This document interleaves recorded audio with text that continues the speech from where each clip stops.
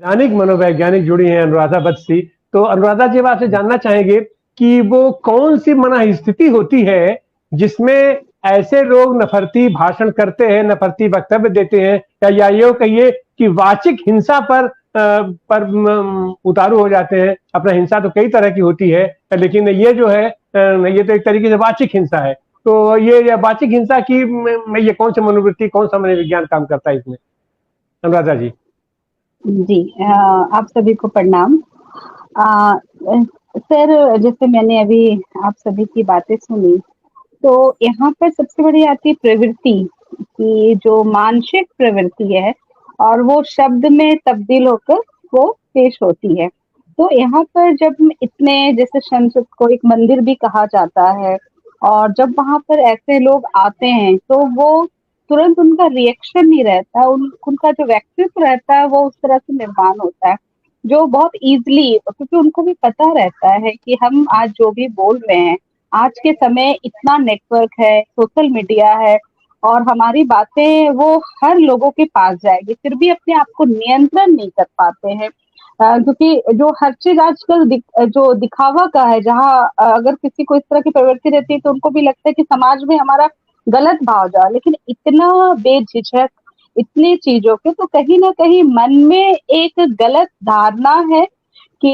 हम आज जो भी कुछ बोल सकते हैं, कहीं से रुकावट नहीं है, कहीं वो मर्यादा नहीं है। तो इस चीज का तो बहुत ही दुख है। और क्योंकि अगर हम इसको मनोवैज्ञानिक तौर पर देखें और समाज में इसका बहुत बड़ा प्रभाव पड़ता है, कि सिर्फ आज जो है संसद में, कल होकर एक दूसरी पीढ़ी आएगी, तो जब वो पीढ़ी भी एक लर्न कर रही है, एक सीख रही है,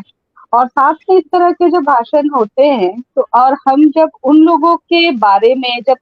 कोई राजनीतिक और जो अच्छे हैं उनके उदाहरण जब अपने बच्चों को पेश करते हैं, तो वो बच्चे हमसे सवाल कर सकते हैं कि ये कैसे चुनकर वहां चले गए जब इस तरह से बातें कर रहे हैं। तो यहाँ पर बहुत बड़ी बात है कि एक अनुशासन होना।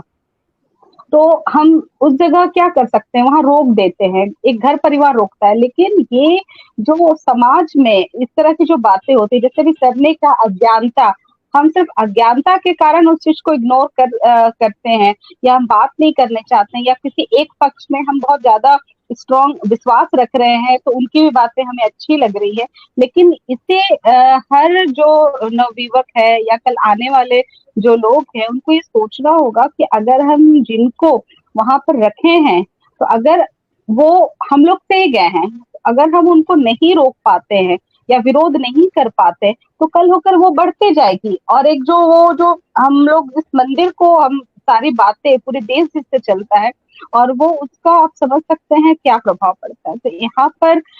जो सबसे सोचनीय बात है कि वो खुद भी, अगर जिस व्यक्ति ने यहाँ पर इस तरह से संसद में इस तरह की बातें बोली, और उनको अगर उसमें रिवॉर्ड मिल रहा है, उनमें उपलब्धि मिल रही है, उनमें चुनाव के टिकट दिए जा रहे हैं, तो कहीं ना कहीं उनके गलत चीजों को बढ़ावा दिया जा रहा है कि आप आगे के लिए भी तैयार रहे। तो यहाँ पर अवेयरनेस होना बहुत जरूरी है, जागरूक होना बहुत जरूरी है, तो ही हम इन चीजों को रोक सकते हैं। और रोकने का अर्थात ये नहीं कि हम उसके विरोधी हैं, रोकने का है कि हम अपने परिवार समाज को हम वो मैसेज नहीं देना चाहते हैं। और ये जो सबसे बड़ी बात है, जब हिंसा की बात आती है, तो हिंसा ऐसा शब्द जो है, वो हम अगर बाजार जा रहे हैं और सुनते हैं कि अगर हिंसा है, तो सबसे पहले देखते हैं कि अब मेरे घर के लोग कैसे आ जाए, सभी लोग सुरक्षित आ जाए समाज में। तो ये जो चीजें हैं, इस तरह से अगर फैल रहा है, तो आप समझ सकते हैं कि हमारा जो भाव रहता है, हमारा जो मनोभाव जो रहता है, हमेशा क्या रहता है, स्थिर नहीं रहता है। तो कहीं ना कहीं जब छोटी सी भी लड़ाइयाँ होती है, तो उसमें रिएक्शन काफी ज्यादा होता है। तो इस चीजों को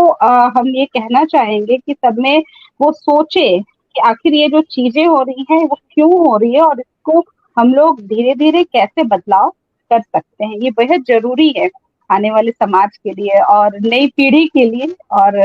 इसको